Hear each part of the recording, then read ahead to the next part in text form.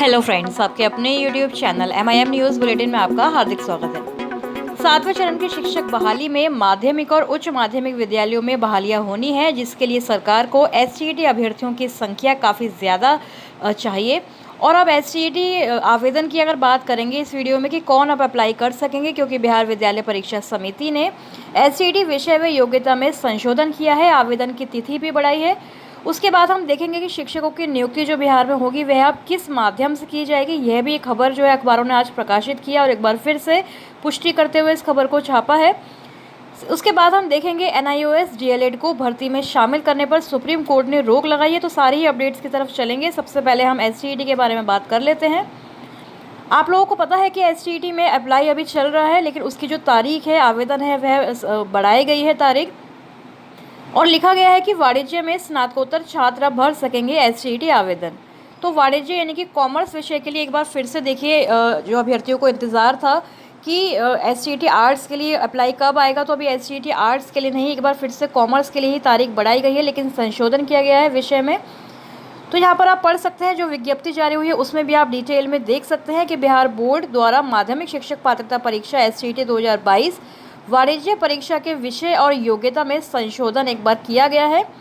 और अब वाणिज्य संकाय में स्नातकोत्तर यानी कि PG की डिग्री यदि आपके पास है तो ऐसे छात्र STET वाणिज्य के लिए आवेदन कर सकेंगे। तो ये कहीं ना कहीं ये अच्छी खबर भी है, क्योंकि उन अभ्यर्थियों के लिए जिनको थोड़ा बहुत डाउट था, या फिर जो STET कॉमर्स वाले अभ्यर्थी थे वह कह रहे थे कि हमारे पास बिजनेस स्टडीज़ नहीं है या फिर हमारे पास दूसरा विषय नहीं है अप्लाई के लिए, तो अब अगर आपके पास कॉमर्स में आप PG है तो आप इसमें अप्लाई कर सकते हैं। इसमें राज्य भर के सभी मान्यता प्राप्त विश्वविद्यालय शामिल हैं। शिक्षा विभाग के निर्देश पर बिहार बोर्ड द्वारा यह संशोधन किया गया है। उधर बोर्ड ने ऑनलाइन आवेदन करने की तारीख भी बढ़ाकर अब 23 जनवरी यानी कि एक सप्ताह का समय आपके पास और है, ये दिया गया है आपको। जिसका अप्लाई नहीं हो रहा था, साइट नहीं चल रही थी, जो भी समस्या आ रही थी, तो आप इसमें आराम से अब अप्लाई कर सकते हैं। पहले परीक्षा के विषय आपको पता है कि 3 विषय थे, बिजनेस स्टडीज़, अकाउंटेंसी और एंटरप्रेन्योरशिप विषय शामिल थे। तो तीनों विषयों में से किसी एक में 50% के साथ आपको PG की डिग्री, MA की डिग्री होनी चाहिए थी। तो इसको लेकर छात्रों ने शिक्षा विभाग के पास शिकायत भी की, क्योंकि बहुत सारे जो कैंडिडेट्स हैं बिजनेस में, अकाउंट्स में PG डिग्री उनके पास नहीं थी, क्योंकि बिहार में इस तरह के जो है मामले बहुत ही कम देखे जाते हैं। तो इसमें विश्वविद्यालय से वाणिज्य में स्नातक केवल अकाउंटेंसी और बिजनेस मार्केटिंग में ही होता है। ऐसी शिकायत लेकर अभ्यर्थी BSc भी गए थे। तो ऐसे में STET वाणिज्य के लिए केवल अकाउंटेंसी वाले छात्र ही अब आवेदन कर सकते हैं। तो इसी को देखते हुए बिहार बोर्ड ने ये महत्वपूर्ण संशोधन किया है। आवेदन की तारीख भी इसलिए बढ़ाई गई है, जो छात्र पहले आवेदन कर चुके हैं उन्हें दोबारा आवेदन करने की ज़रूरत नहीं पड़ेगी। तो प्रेस विज्ञप्ति भी जारी हुई है बिहार विद्यालय परीक्षा समिति की।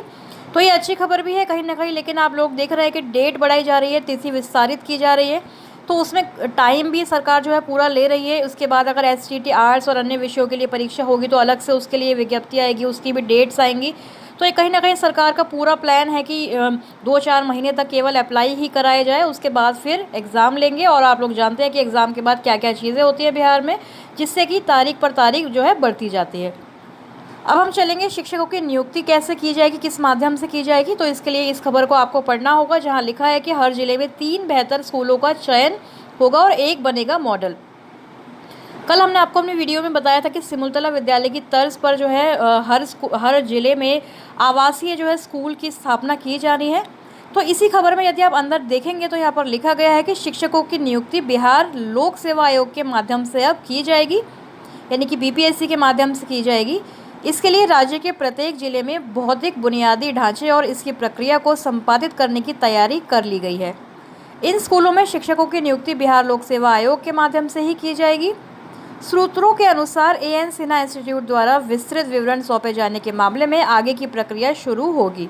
तो इन मॉडल विद्यालयों में शिक्षकों की नियुक्ति BPSC के माध्यम से होगी। तो ऐसा तो नहीं है कि मॉडल विद्यालयों में अलग से हायरिंग हो रही है, 7 फेज़ की बहाली अलग तरीके से हो रही है, क्योंकि 7वें चरण के तहत यहाँ पर जो है शिक्षक मिलने वाले हैं इन स्कूल्स में भी। तो एक बार आप लोग ये समझ लें कि अब BPSC के थ्रू ही बहाली होगी। अब किस प्रकार से सरकार इसमें एग्ज़ाम लेगी, क्या STET पास, TET पास अभ्यर्थी उसमें शामिल होंगे या फिर कोई और एजेंडा सरकार का चल रहा है, ये तो आने वाला वक्त बताने वाला है। लेकिन फिलहाल ये कंफर्म कर दिया अखबारों ने। बार बार शिक्षा विभाग के सूत्रों से जानकारी मिलती है, उसी से ये सारी चीज़ें अखबारों में प्रकाशित होती हैं कि BPSC के माध्यम से ही शिक्षकों की नियुक्तियाँ बिहार में होने वाली है। एक और खबर की तरफ चलेंगे, जहां पर झटका है उन अभ्यर्थियों को जो NIOS है जिन्होंने DLED किया है। क्योंकि उनको अब भर्ती प्रक्रिया में शामिल करने से सुप्रीम कोर्ट ने रोक लगा दी है। सुप्रीम कोर्ट ने हाई कोर्ट के आदेश पर यह रोक लगाई थी। शीर्ष कोर्ट 30 जनवरी को अगली सुनवाई अब करने वाला है। तो इस मामले में हाई कोर्ट के फैसले के खिलाफ बीएड टीईटी प्रशिक्षितों ने सुप्रीम कोर्ट में रिट दायर की थी। उनका कहना है कि विभागीय नियमावली में बेसिक शिक्षक बनने के लिए कम से कम 2 वर्षीय नियमित डीएलएड की आवश्यकता है और ये जो NIOS डीएलएड है ये दूरस्थ शिक्षा प्रणाली से किया गया और इसकी अवधि महज 18 महीने की होती है। तो इसलिए नई दिल्ली देहरादून हिटी ये जो खबर है प्रकाशित हुई है। और आप लोग जानते हैं कि बिहार में बहुत सारे अभ्यर्थी हैं और बहुत सारे अभ्यर्थी ऐसे हैं जो इनका नियोजन भी हुआ है छठे चरण में, जिन्होंने NIOS से डीएलएड भी किया हुआ है।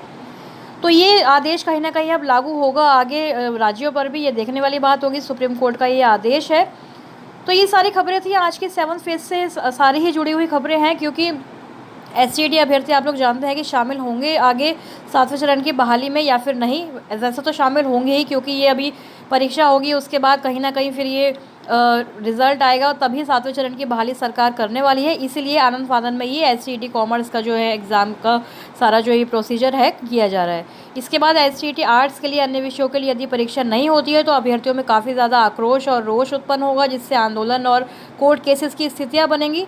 तो आगे देखते हैं क्या कुछ होता है। फिलहाल तो लग रहा है कि 2-4 महीने सरकार यही SCET परीक्षा लेने में बिताने वाली है। तो इस वीडियो में यही सारी अपडेट्स हैं। आगे के अपडेट्स के लिए हमारे चैनल MIM न्यूज़ बुलेटिन से आप जुड़े रहें। सब्सक्राइब जिन्होंने नहीं किया है ज़रूर कर लें। Thank you for watching.